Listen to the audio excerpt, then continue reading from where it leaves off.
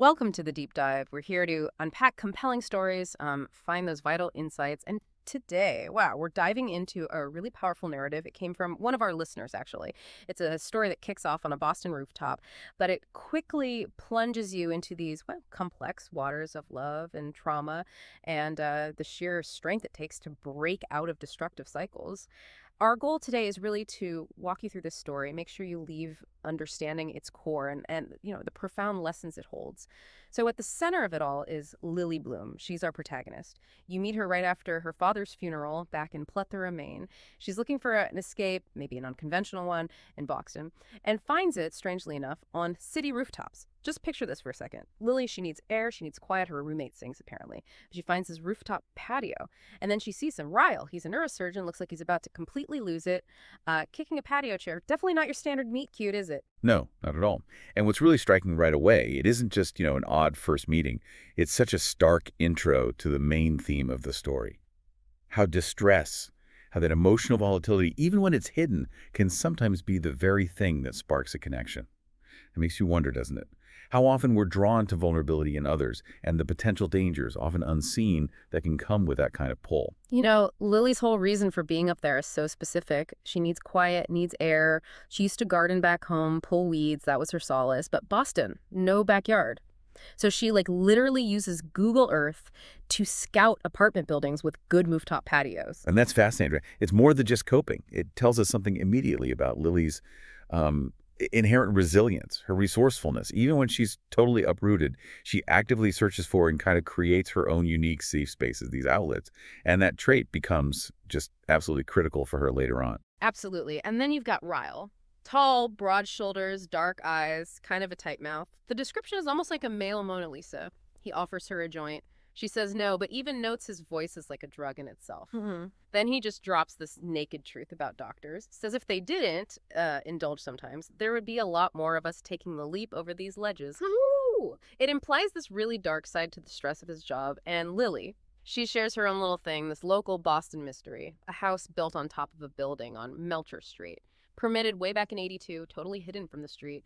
She thinks how cool it would be to live there, imagining planting gardens, having that outlet. Yeah, that whole exchange on the roof, it's so revealing. Ryle's naked truth, it's not just casual sharing, is it? It feels like this chilling bit of foreshadowing. It hints at the deep, maybe unaddressed pressure he's under. And how these seemingly normal ways of coping might just be masking something dangerous, something volatile. Yeah. And for Lily, her Boston mystery, again, it highlights her thing for hidden worlds, her constant need to cultivate growth and find outlets, even in really unlikely spots. It's almost like they're both laying out their personal maps of inner struggle right there. Right. And things move fast. They quickly get into what they decide to call a trial run.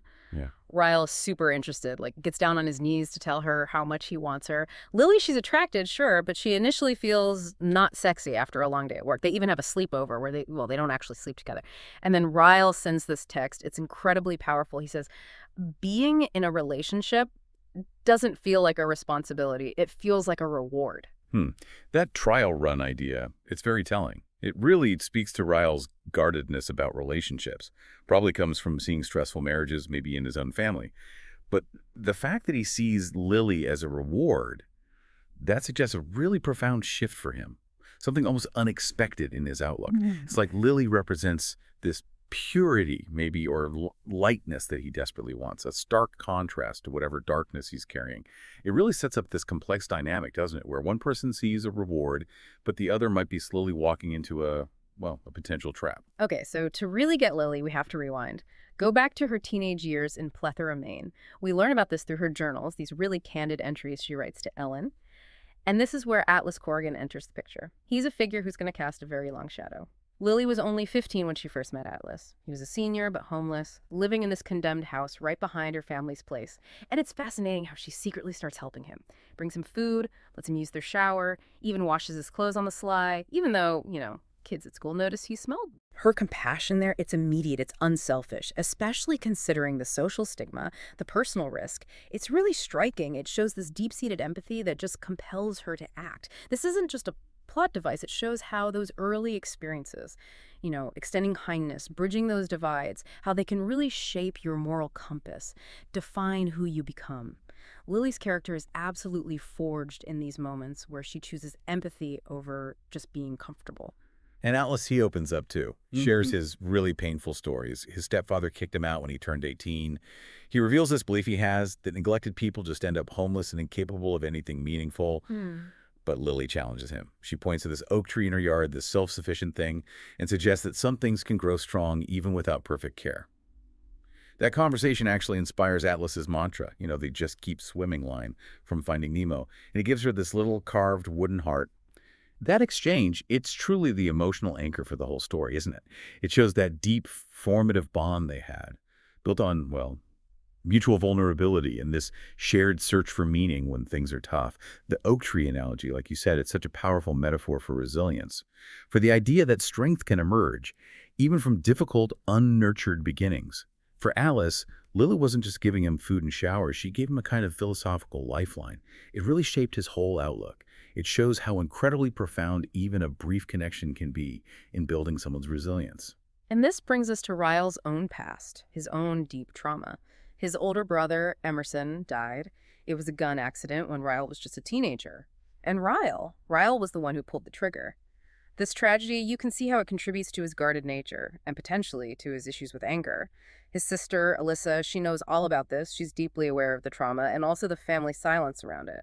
And here's where it connects right back to those dangerous undercurrents we talked about earlier. This unaddressed, deeply buried trauma in Ryle's past, it isn't just a background detail. It's a critical lens for understanding his later actions. It really highlights how profoundly unacknowledged grief and guilt can just fester, leading to these volatile emotional patterns. And the family's silence about Emerson's death, that speaks volumes about how we, maybe as a society, often fail to process trauma properly. We leave individuals to grapple with it alone, often with, well, devastating consequences. So fast forward, Lily's past and present just collide dramatically. Right. She, Ryle, Alyssa, and Marshall are out to dinner at this new hot restaurant called Bibbs, award-winning place. And Lily looks up, and to her absolute shock, Atlas is the chef and the owner. Right. That's the moment everything just shifts on its axis. Atlas, the homeless kid she helped. Now he's this successful restaurateur, a two-time award-winning chef, and a Marine veteran. And his explanation for the restaurant's name, Bibbs, he keeps it vague, says it's an homage to someone who had a huge impact on my life. Yeah. That creates this immediate, you can almost feel it, palpable tension. This scene just perfectly illustrates that jarring way our past can suddenly reappear, forcing us to confront things we thought were buried, bringing old stories crashing right into our new lives. And Ryle's reaction, it's instantaneous and incredibly violent. The second he realizes who Atlas is, the homeless guy, he just punches him. And this incident, it's followed later by Ryle finding Lily's hidden mementos of Atlas, the magnet, her old journals, even this tiny heart tattoo she has near her collarbone. And that discovery triggers this terrifying outburst. Ryle physically assaults Lily. He headbutts her, pulls her hair, bites her, chokes her. She ends up needing stitches on her forehead. And this is where the story takes that truly dark, heartbreaking turn. It draws this chilling parallel right back to Lily's own childhood. Her father was abusive to her mother, and Lily herself experienced his violence. She needed 9 stitches once because of him. So when Ryle acts out like this, Lily's recognition of the pattern is immediate and devastating. She even notes the fucking irony of needing stitches again. This isn't just about Ryle losing control. It's a critical moment that really exposes the insidious nature of inherited trauma, of cycles of abuse. It forces the story to ask that hard question. Why do we so often blame victims for staying instead of focusing on holding the perpetrators accountable? Right after it happens, Lily, she's injured, she's scared, and she instinctively turns to the one person she knows can help her, Atlas. She just texts him her address and the code to get in, and he comes immediately, no questions asked. Takes her to his own place, this beautiful house out in Wellesley. She thinks of him then as her only safe zone. That immediate call to Alice, it just underscores the profound trust, the history between them.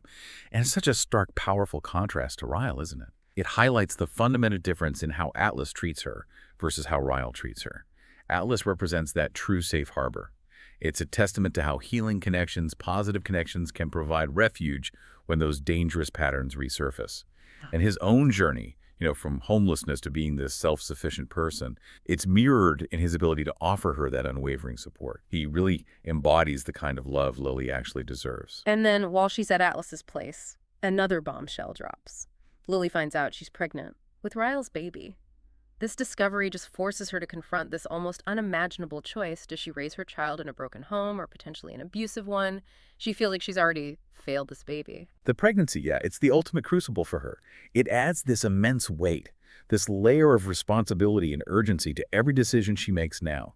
Her internal struggle, it mirrors her mother's past so closely, forcing her to question her own judgment. But critically, it also seems to harden her resolve. This is the point where her personal struggle becomes generational.